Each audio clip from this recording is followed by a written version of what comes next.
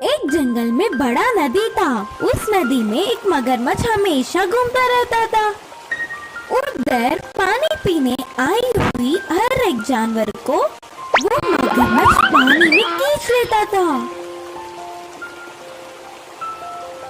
आगे आगे उस मगरमच्छ के बारे में जानकर उधर कोई भी नहीं आता था। तब से वो मगरमच्छ कोई मेरे हाथों में आ जाए और मेरा भोजन बन जाए करके राह देखता था।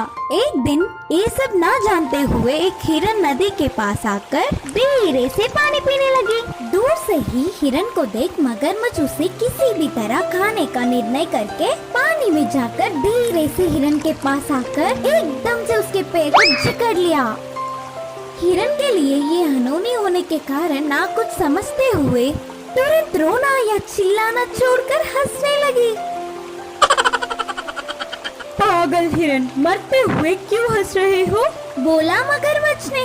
मगरमच्छ मामू, पागल मैं हूँ या तुमने मेरे पैर समझकर लकड़ी को काट रहे हो। फिर हंसो नहीं तो और क्या करूँ? बोलकर हिरन फिर से हंस रहा था। हिरन के हंसने से मगरमच्छ का अहंकार टूटा। उसने लकड़ी को ही पकड़ा होगा करके भ्रम में हिरन के पैर को छोड़ दिया। किनारे पहुंचकर हिरन करके सांस लेके उधर से भाग निकली। फिर उधर किसी लकड़ी ना होने के कारण हिरन ने उसे धोखा देकर चली गई। जानकर मगरमच्छ गुस्सा हो गया। ऊपर से अच्छा स्वादिष्ट आहार थोड़े में ही खोने से दुखी हुआ। अगले दिन नदी के पास पानी पीने सियाड़ आया। तो वो सियाड़ और मगरमच्छ बहुत अच्छे दोस्त थे। उदास मगरमच्छ को देख सियाड़ ने ऐसे पूछा, क्या हुआ दोस्त, कुछ परेशानी में हो लगता है। हिरन ने उसे धोखा देकर कैसे भाग निकली। यह पूरी बात बोलकर मगरमच्छ रोने लगा। अरे रे, ऐसा हुआ है तो तुम्हारा दुखी होना ठीक ही है, लेकिन तुम्हारा दोस्त मैं हूँ। अरे भूल गया क्या? अबे जाकर उस हिरन को बहला फुसलाकर इधर ले आऊंगा, दावत मना लेना। बोल के हिरन आते समय मगरमच्छ करने का उसको कान में एक उपाय बोलकर चला गया सियाड़। अब एक जगह पर हिरन को सियाड़ ने पकड़ लिया। हिरन मित्र, किसी चीज के लिए ढूंढ रहे हो लगता है।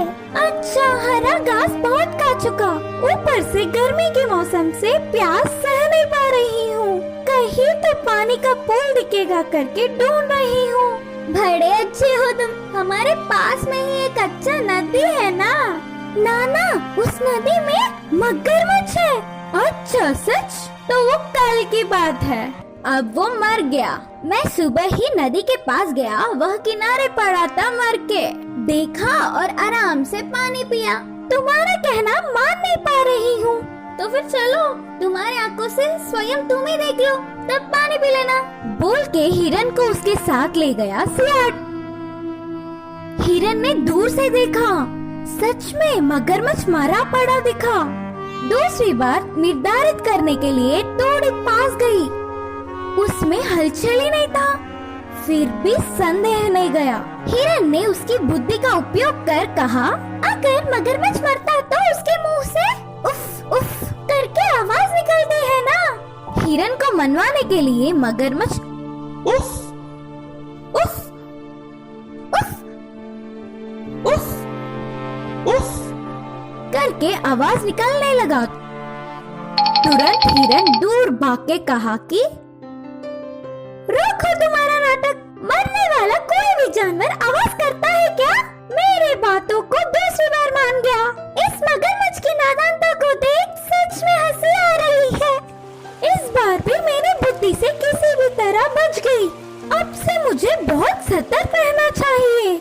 बोल के तुरंत उधर से भाग निकली। इससे मगरमच्छ सियाड़ एक दूसरों को ही देखते रह गए। इस कहानी की सीख यह है कि उस हिरन की तरह हमें भी थोड़ी सी बुद्धि दिखाकर कितनी बड़ी मुसीबत से भी